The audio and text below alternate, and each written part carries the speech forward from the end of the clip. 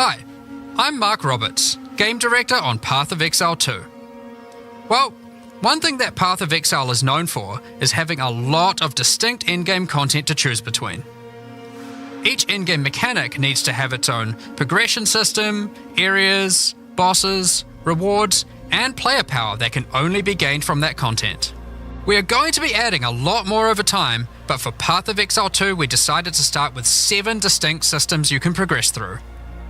This is the Atlas, and it serves as the core of the endgame for Path of Exile 2. It's infinite and expands in all directions. Now, we are not going to spoil the plot too much here, but corruption from the beast has blighted the land, and your objective is to help fight it. In the center of the Atlas you will find the Ziggurat, a temple in which the Vaal research the fundamentals of space and time. Here, we can open portals to nearby locations and begin cleansing corruption and finding resources. In order to power the portal device, we will need waystones. Each waystone has a tier which will determine the level of the monsters that you will face. To go to an area, simply click one that is adjacent to an area that you have already completed. Insert the waystone and click Traverse. Portals will open, allowing you and your party to travel to the area you have selected. All the areas in the endgame feel distinct from the locations in the campaign, and we have dialed the randomization up to 11. The monster packs you will face in each map are totally random, and the combination of them can lead to some very interesting combat situations. There are over 400 monster types in early access, and they have a lot of varied and interesting abilities. Depending on which combinations you face, you might find some serious challenges. In order to cleanse the corruption from the area, you will need to defeat all the powerful rare and unique enemies in it. Once you have done that, the area will be marked as completed and you will be able to travel past it to progress deeper into the world. If you die, then the map can no longer be run, and you will have to find another way around to get to the areas behind it. There are also all kinds of other random encounters you might run into as you play maps. One such encounter are precursor artifacts. These are ancient, corrupting monuments that irradiate the monsters around them. The monsters that feed off the corruption are drawn to their power. If you defeat the monsters and cleanse the artifact, you will get a powerful temporary buff. Some of the buffs make you faster, others rain lightning or fire around you, and some even give you increased experience or help you find better items. You can also find strong boxes. These enigmatic chests guard piles of treasure, but are always a trap. Monsters lie in wait to attack you the moment you open it, and the boxes often have mechanisms to unleash powerful spells or dangerous debuffs. There are different types of strong boxes containing different items, and you can even use your currency items to craft them on the fly, so you can optimize the content. But be careful of opening one you can't handle.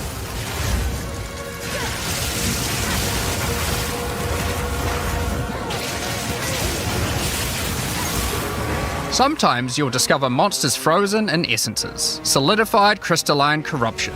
These dangerous monsters can be broken free. If you defeat them, the essence they drop can be used to upgrade normal items to magic items with a guaranteed mod from a category. For example, we could use this one on some boots to ensure a movement speed mod. Rarely, essences will also drop that allow you to upgrade magics to rares, adding the guaranteed mod.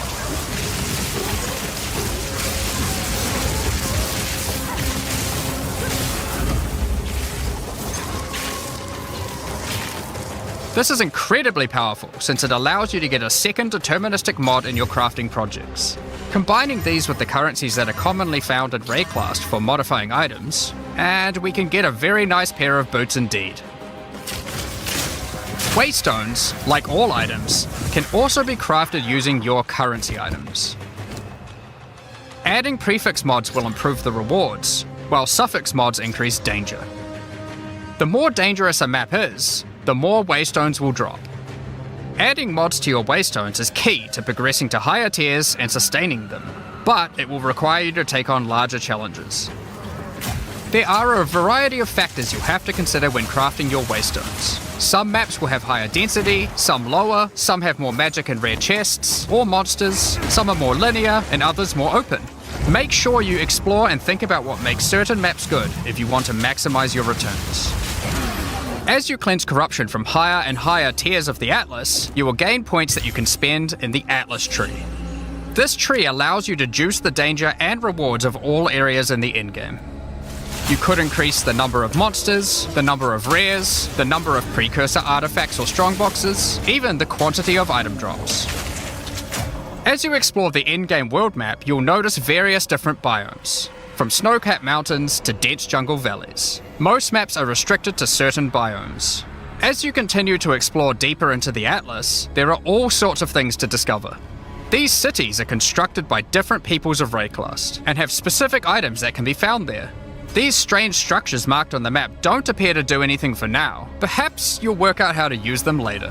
You might find unique maps like Untainted Paradise, an undisturbed island full of beasts that give an extreme amount of experience. You may even find a lonely man just enjoying his retirement who will give you a unique item for free.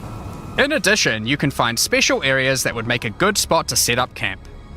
Clear these areas of their hostile inhabitants, and you'll be able to claim them as your own hideout. You can decorate your hideout as you see fit, and invite various NPCs to join you there to create your own personal base of operations. A great tool for exploration are towers. These mysterious precursor constructs are dotted around the Atlas. Completing the tower will reveal a large area around it, allowing you to scout out your next challenge. There are lots of things to find, so keep looking. Some sections of your Atlas are influenced by corruption. This adds extra modifiers to the maps in the region, increasing difficulty and rewards. Here, slaying monsters in close proximity to each other will cause the vestiges of corruption within them to merge together, forming powerful and grotesque abominations. You may have noticed while looking at the Atlas that some of the areas have these icons above them. The icon indicates that the area contains some kind of special encounter. This icon indicates that the area has a powerful boss. Because only 1 in 4 maps contain a map boss, we are able to make them very powerful and very rewarding. These bosses come from the campaign, but have had their difficulty increased with changes to AI and some of their abilities. It's worth noting that because you can see where the bosses are, you can choose to take them on or avoid them. If you do choose to hunt bosses though, then you will be rewarded with special points for the boss hunting section of the Atlas skill tree. The points here will allow you to specialize in boss killing, giving you much greater rewards for defeating them. For each different type of content in the endgame, we are adding specialized trees in order to make it so you don't feel the need to respec your points when you change between different types of content. We will be showing you 7 of these by the end of this presentation, so there is still a lot more to come. Bosses are not the only icon you will see on the Atlas. Let's take a look at one of the endgame systems, Breach. If you played PoE1, you might be familiar with Breach. For PoE2, we have created sequels to several PoE1 leagues. While the mechanic is familiar, the monsters, bosses, rewards, and progression are all new. A breach is a tear in the fabric of reality. Opening it will allow you to see the demons and otherworldly monstrosities that lie in wait on this other plane of existence. By engaging with a breach, you'll create a bridge between their world and Rayclast. In order to keep the breach open, you will need to kill the demons that pour forth. The faster you can kill the monsters, the more monsters you will fight, and the more loot you will find. You can also find clasped hands that will open and drop more items if you run over them. These can be a good boost to the rewards of the breach, so keep an eye out. One of the rewards that you may find while fighting monsters from Breach are tablets. Tablets are special items that can be used with precursor towers to add more encounters to the Atlas. Breaches will drop breach tablets. Clicking on a completed tower will allow you to consume the tablet to add more breaches to areas within range of the tower. This makes all the content in the Atlas self-sustaining. Want to do more breaches? Find the tablets, add them to your towers, get more breaches, getting more tablets. Soon your Atlas will be covered in otherworldly domains. In addition, like all items in PoE, you can craft them. Use your currency to add mods to your tablets, allowing you to upgrade all the breaches in range. Tablets can have up to 2 mods. These mods do things like adding extra rare monsters, extra clasped hands, or even monster density of breaches, allowing you to keep them open longer. Often you will find multiple towers near to each other with overlapping areas of effect. This can allow you to rarely juice the mechanic by stacking the mods from multiple tablets. In your fight to hold the breach demons at bay, you may want to use the powers of their world against them. Each endgame mechanic always has player power that can only be gained from that mechanic, and Breach is no different. In Breach you will find catalysts, items that can increase the quality of rings and amulets by improving specific mods. You can also find breach rings, a special base type that can have its quality improved by catalysts up to 50%. In this case, you could create a ring with around 170 life. Breach rings can become some of the strongest rings in the game, giving you some good motivation to face the demon hordes. In addition, each endgame mechanic needs to have a pinnacle endgame encounter. While killing breach monsters, you may find breach splinters. Collect enough of these and you'll be able to create a breach stone. Using a Vaal technology called the Realm Gate, you can use your breach stone to access their domain and bring the fight to them. In this twisted domain, you will find nothing but a single massive breach. Triggering it will reveal hordes of breach inhabitants.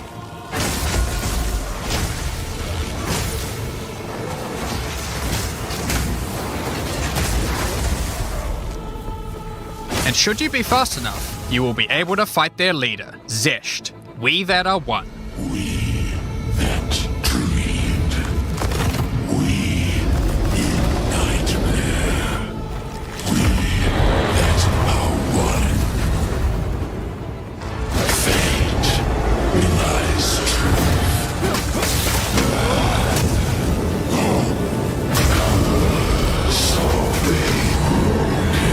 Son.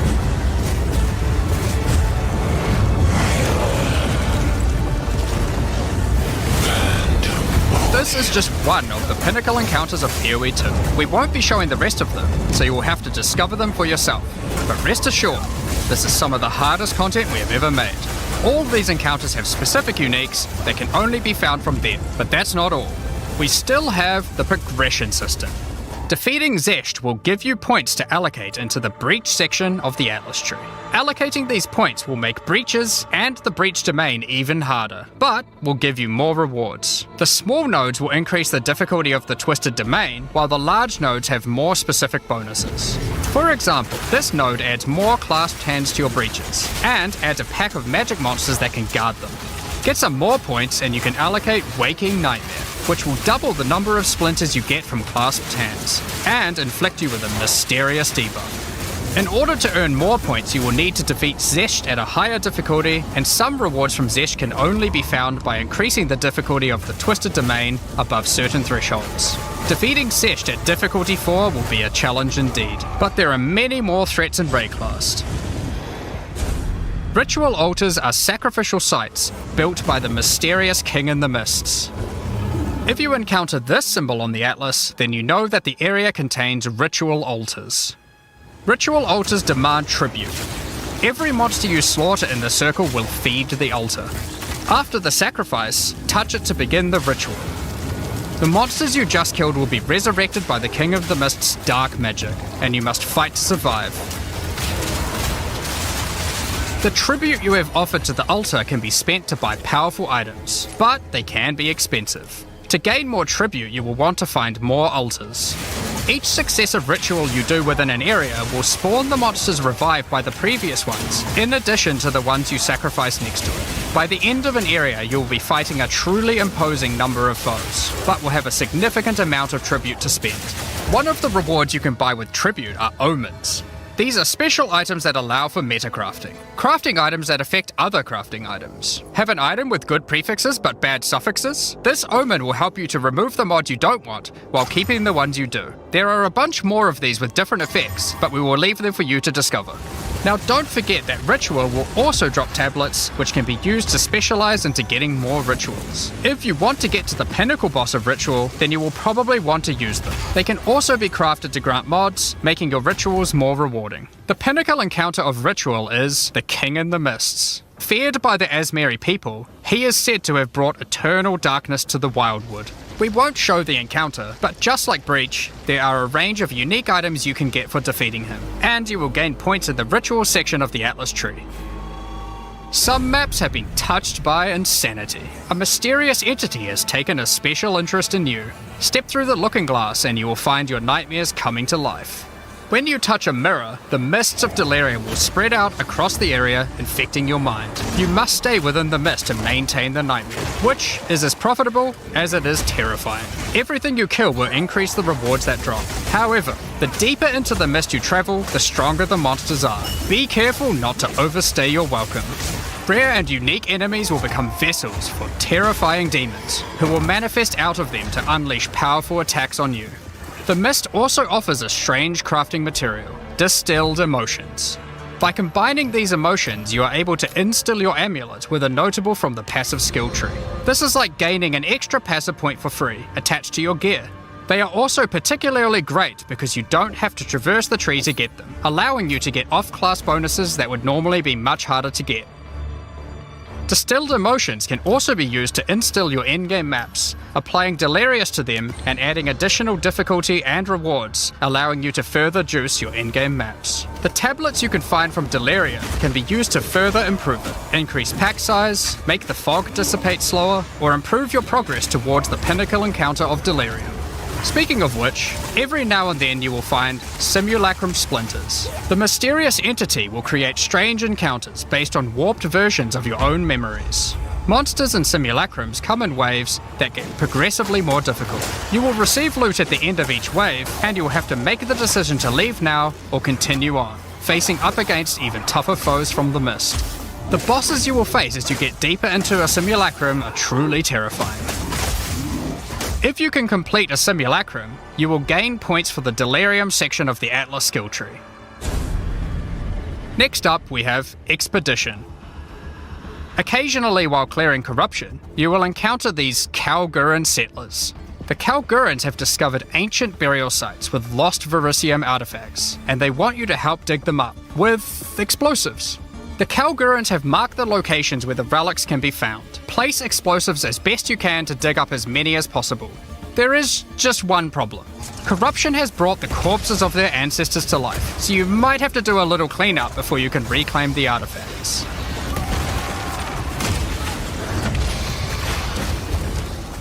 You can also find remnants, the destruction of which will further anger the restless dead. Each one you blow up will make the subsequent monsters more powerful, but also more rewarding. Danig, Rog, Tujin, and Gwenin will exchange the artifacts for useful items and runic magic. You can also find tablets to increase the number of expeditions and the rewards. This one increases the radius of explosives, while this one increases the number of remnants you will find. Eventually, you might discover a logbook. These are special maps full of buried treasure and relics, essentially one giant dig site. Here you can create an extremely long chain of explosives and go through a very high number of remnants. But be careful, many remnants have mods that can really brick your build, so you will probably want to avoid these ones. If you add too many remnants, you could easily make the encounter harder than you can handle. There are all sorts of interesting things buried under the ground in logbooks. You might find dripping caves and hidden pirate caches, but the most powerful encounter is Olroth, the ancient undead commander of the Knights of the Sun. Defeating him will grant you unique rewards, as well as points to spend in the expedition section of the Atlas tree. So those are the endgame systems on the Atlas, but we are not done yet. The trials we talked about earlier have much more content when you get to endgame 2. Just like the other endgame systems, they also have progression mechanics, unique rewards, and player power that can only be gained from them. As you get higher level coins for the Trial of the Sycamores, you will unlock more floors to explore. Each floor has its own challenging rooms and a floor boss that you will need to kill.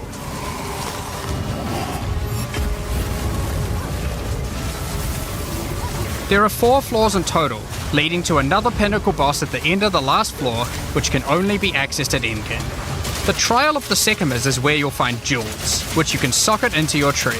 These are like passives that you can craft with your currency items. They can be really powerful as they allow you to stack modifiers that may not be easily accessible on the tree normally. This jewel gives lightning damage and shock chance, for example. There are quite a few jewel sockets on the tree, so it's possible to gain a lot of power here. There are also other types of jewels that don't provide any bonuses themselves, but affect other passives surrounding them. This jewel increases the effect of small nodes and radius by 25%. With careful placement in the tree, you could get a significant amount of power from it.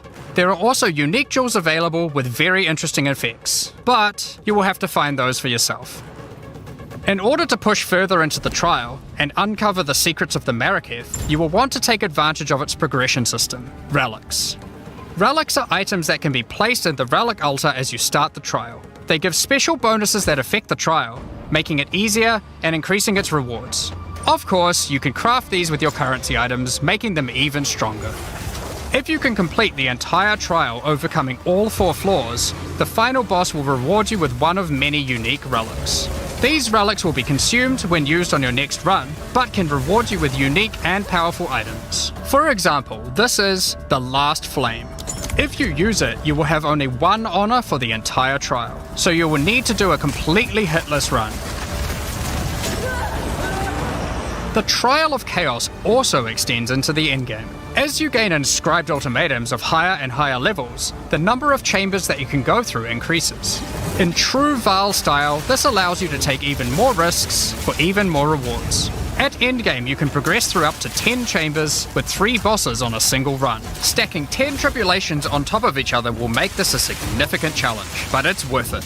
The Trial Master will tempt you with items of the Vaal Empire, such as Vaal Orbs. Vaal Orbs are powerful crafting items that corrupt your gear with random, mysterious outcomes. Corruption prevents an item from being modified further, so it has to be the last step of your craft, but it's also the most impactful one. For example, if you use one on your body armor, it might add a new powerful enchantment, or it might re-roll up to half of its modifiers. Vaal Orbs also have the ability to add a socket, allowing you to bypass the normal restriction of how many sockets an item can have. A body armor could get up to 3 sockets this way, allowing for a significant number of mods. Vaal Orbs can even modify uniques. Adding enchantments or sockets to uniques can make them incredibly powerful, but there is a good chance that you will break them as well. The Trial Master will also occasionally offer you soul cores. Originally formed by Chaos, the Vaal sought to replicate soul cores through human sacrifice rituals and blood magic to power their civilization. Soul cores are powerful socketable items, with mods that cannot be obtained from regular runes. Like all endgame content, there is of course a pinnacle boss. The final chamber will drop keys to this mysterious door. Some say this is where the Trial Master himself resides. Perhaps you are willing to take the risk to find out. Had enough yet? Because there is still just one more thing. The most difficult content in Path of Exile 2. While mapping, you might come across this fortress that has emerged from underground, surrounded by an enormous maze riddled with danger. Is the maze preventing something from getting in, or something getting out? This fortress is of ancient origin, and its construction has similarities to the towers and tablets that you have been using on your journey through the endgame. It is clear from the entrance that there are 3 keys required to enter. Local factions are vying for access to the fortress in order to seize the power they believe will be inside. Each of the faction's leaders have managed to get their hands on one of the keys, so you will need to defeat them. Each faction is led by an Uber-Act boss. You can see one of them inhabiting the city, but in order to fight him, you will first need to defeat their 2 lieutenants in the adjacent zones. Be careful. If you fail against either of the lieutenants, or to kill the leader, they will move on, and you will need to find them again. Kill all the Uber bosses and you will gain access to the fortress. We aren't going to spoil it as we can't wait to see you guys attempt it for the first time. But is there a tree you get points in after killing it? Of course there is. This is Path of Exile. There is always another tree.